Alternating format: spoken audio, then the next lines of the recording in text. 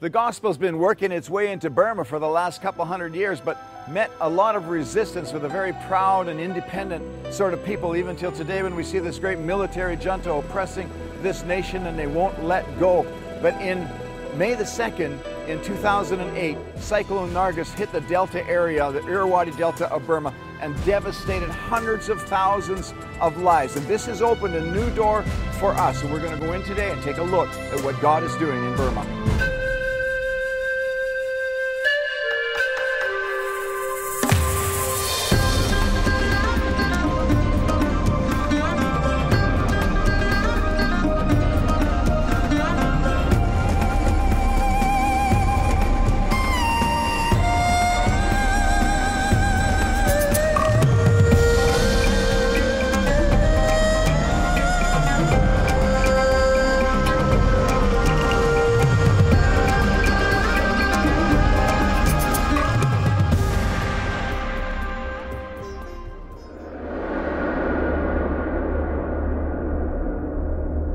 On midnight, May 2nd, 2008, a Category 4 cyclone attacked the low-lying river delta in southern Burma. Winds ripped across the flat rice fields at 120 miles an hour, and a 20-foot wall of seawater tore homes, families, and lives apart. Burma's military government responded. They locked the area down, condemning the survivors to death by starvation and disease. We didn't know about the storm will come to my country, and we don't have time to prepare everything. When that night before I sleep, and God is really touched in my heart, and I really want to pray the thing, but I don't know what I have to pray.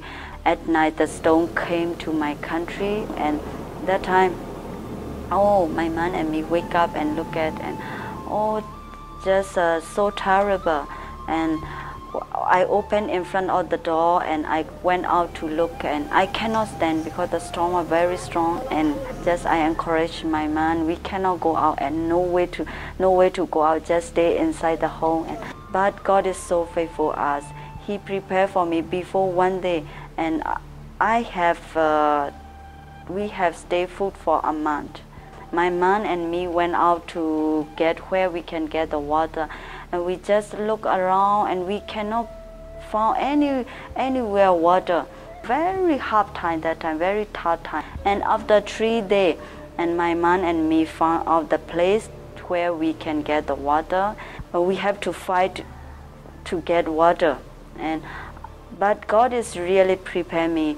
That one guy, and he saw me and my man, and he asked me some money, pay for him, and he would try to get water for them. And we say that yes, we can pay money to get water.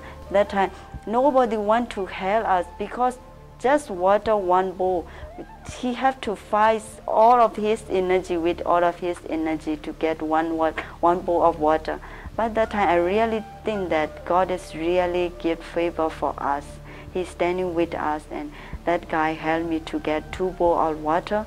After 1 day, 2 days, just we start get water from government.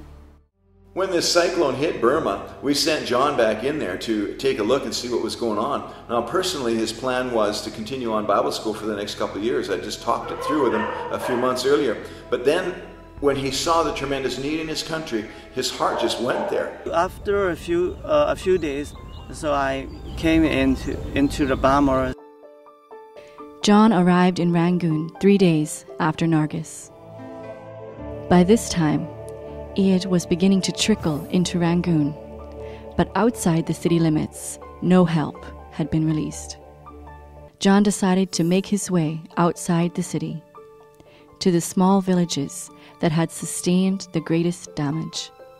It made me really sad in my heart, you know. I saw the people are living on the mud and sleeping on the mud, sleeping with animals, and when I see them, their life is lower than animal.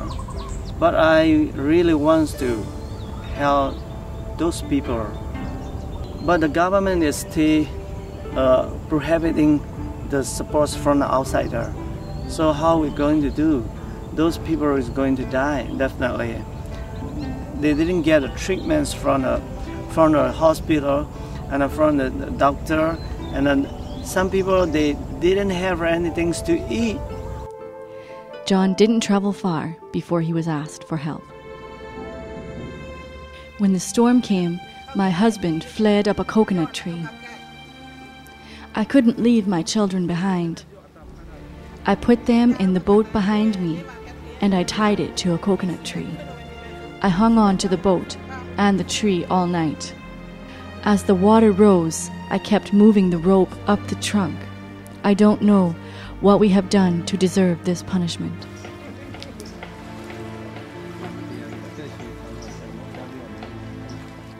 This monk found a place to hide in the temple. When the storm passed, he left his hiding place to discover he was the only one left. He walks from village to village looking for a place to stay.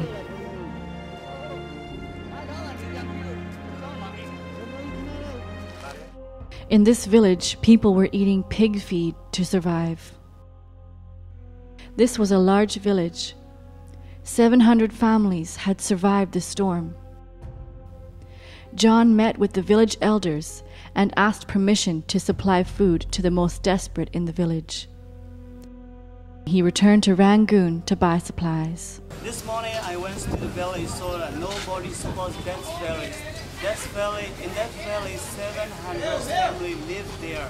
John bought 15 sacks of rice, 130 packs of salt and cooking oil, enough food to feed 120 of the most desperate families for 1 week. Those who had serious injuries were given enough food to last a month. It was limited help, but it was life and hope for these villagers.